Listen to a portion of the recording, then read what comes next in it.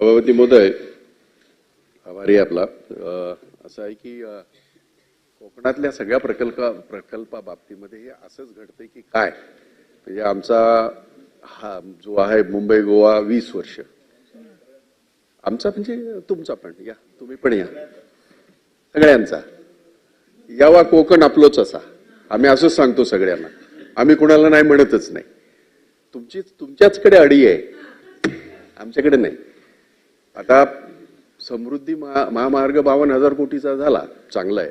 मी काल जाऊन आलो तिथे, मी काल शिर्डीला गेलो होतो, खूप चांगला आहे. आमचं म्हणणं असं आहे की आता भाईने एक स्पेसिफिक प्रश्न विचारला.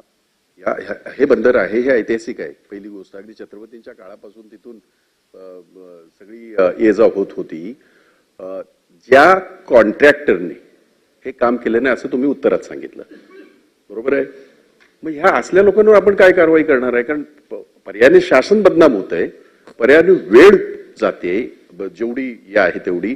एक गोष्ट मला आणखीन एक गोष्ट कबूल करू द्या, आणि जे तुमचं ते दुसऱ्या नावाने येईल परत आपल्याकडे फार, आणि त्याला ब्लॅकलिस्ट करणार का हा दुसरा प्रश्न. परंतु त्याच्यापूर्वी रोरो सेवेबद्दल जे बोललं जात आहे ही अतिशय उत्कृष्ट, अतिशय चांगली, अतिशय सुविधा असलेली, आणि याचं श्रेय गडकरींनाच जातं. आणि मला मुद्दाम हे इथे सांगावंसं वाटेल की त्यांच्याकडे असलेलं विजन, त्याच्यामुळेच हे सगळं, त्याचं नाही जे आहे ते आहे. आम्हाला तेवढी सवय आहे. तुम्ही सुरुवात करा, ते वाजवतील. हा, वाजवा आता तुम्ही. तर हा, आणि तितकं चांगलं काम, कारण त्यांना कोकणातल्या 710 किलोमीटर त्या परिस्थितीचा पूर्ण त्यांनी अभ्यास घेतला होता. आणि अशा पद्धतीचे आता जी समजा रोरो ही जी आहे, तुम्ही उल्लेख केलात म्हणून, खरं तर त्या स्कोपच्या बाहेर असलं तरी तुम्ही उल्लेख केलात म्हणून, अशा पद्धतीने आता टप्पेवारी आपण करतोय रोरो सेवेची. तर ही रोरो सेवा अशाच पद्धतीने कोकणाच्या इतर भागामध्ये, आता माझी माहिती अशी आहे की मुरुड पर्यंत ती रोरो सेवा नेण्याचा प्रयत्न होतोय. तिथे अजून काम सुरू झालं नाही.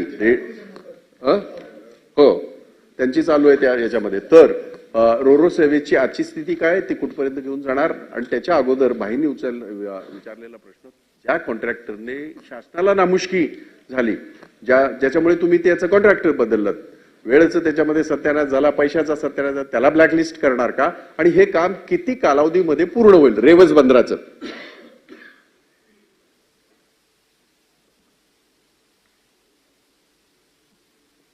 सन्माननीय सभापती महोदया, रेवस ते कारंजा हा जो प्रकल्प आहे हा रोरो सेवेचाच हा प्रकल्प आहे. साधारणपणे याला प्रशासकीय मान्यता 25,07,000 रुपयाची त्याला प्रशासकीय मान्यता होती. आणि आता जसं मी सांगितलं की साधारणपणे याचं 58% काम त्या ठिकाणी झालेलं होतं. आणि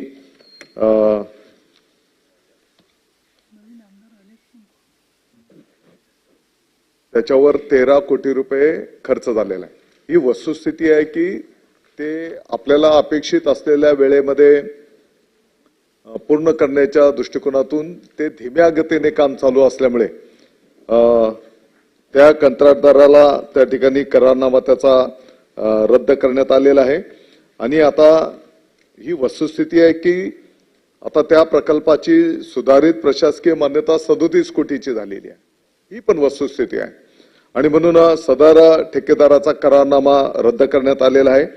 2025 पर्यंत डिसेंबर हे काम पूर्ण करण्याचं त्या ठिकाणी निश्चित करण्यात आलेलं आहे. आणि आपण सांगितल्याप्रमाणे सदर ठेकेदारामुळे जर हे नुकसान झालेलं असेल, आणि मान्य करतोय, आणि त्याच्या चुकींमुळे त्याने उशीर केलेला आहे, तर हे सर्व चौकशी करून आवश्यकता भासल्यास त्याच्या कारवाई केली जाईल आणि त्याला काळ्या यादीत पण टाकलं जाईल.